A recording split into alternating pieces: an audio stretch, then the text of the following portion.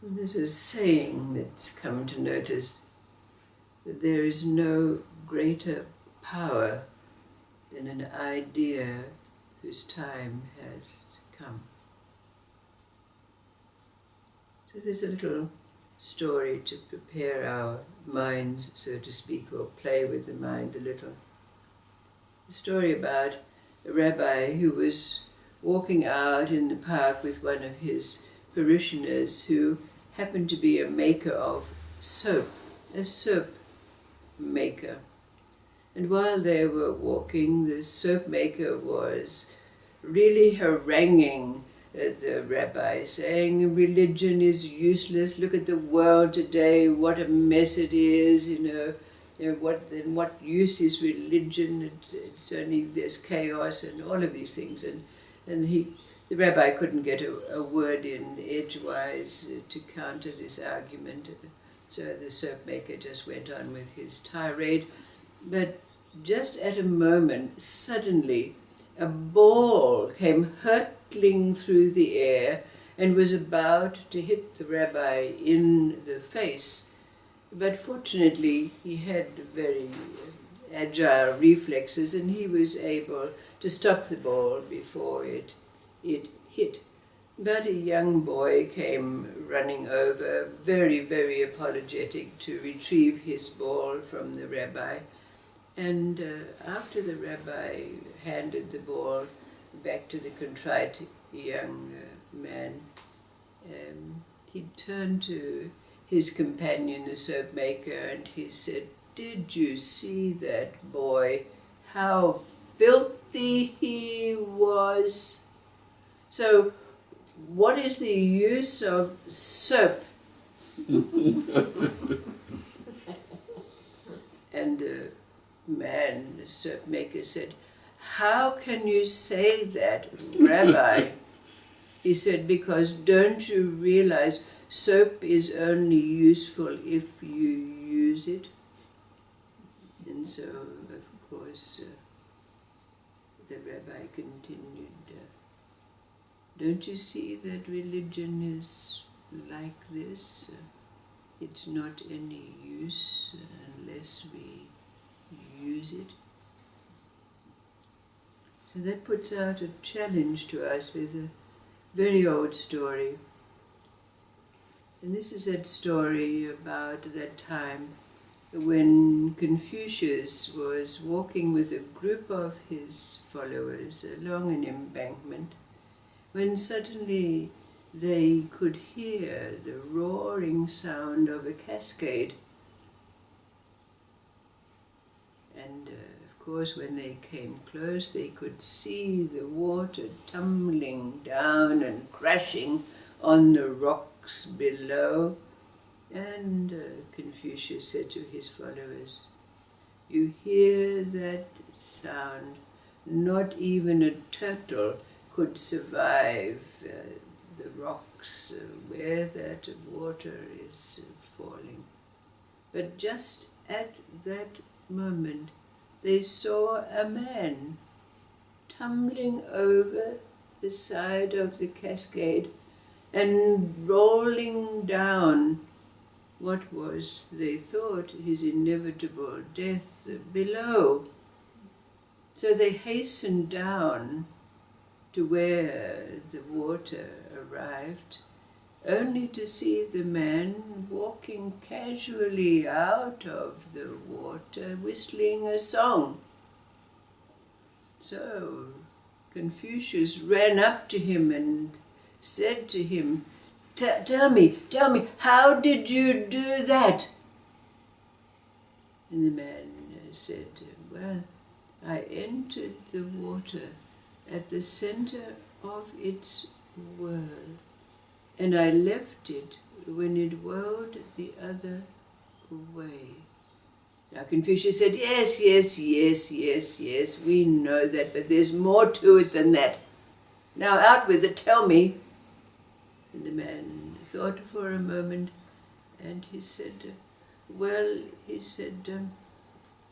"I was brought up on the land, so I know the ways of the land. And I also lived by a river, so I know the ways of water. I don't really know how it works, but I only know that when they are together, all things are possible. So the question and the challenge that's posed to us is, what does the land and the water represent to us, knowing that we have the experience of recognizing that when they are together, anything is possible. The synchronicities, the miracles are commonplace.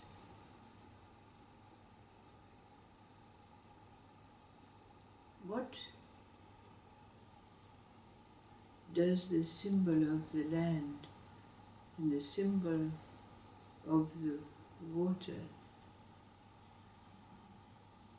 represent for us, knowing that when they are together, we're in that place where life itself is a miracle, and with the possibility of recognizing the power of the ideas that arise, that are always timely, always timely.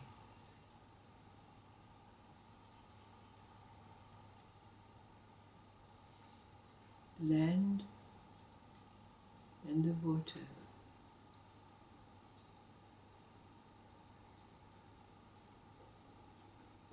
For me, it's the yin and yang, the interplay of the yin and yang. Right. And recognizing that constant flow and going with it, using it to your own advantage, Right. recognizing it. Yes. And it's a totality within which life goes on. Right. There's many symbols of it, as we know, as the yin and the yang. It's like symbiotic relationships, Yes. where one without the other won't work, Yes. but together they do. They do. Like the movement and the stillness. Yes. It's physical life and the spirit flowing through. Right. And we know now it works. We know when they're together, it works. But what comes after, relative to this saying, there's no greater power than an idea whose time has come. Where does that place us? In this, particularly in this time of confusion, inability to be able to make a prognosis about the future or what's going to happen. Place of great responsibility. Absolutely. What is this idea that is time for us? What is it? Where do we stand? Like in the center. What I feel.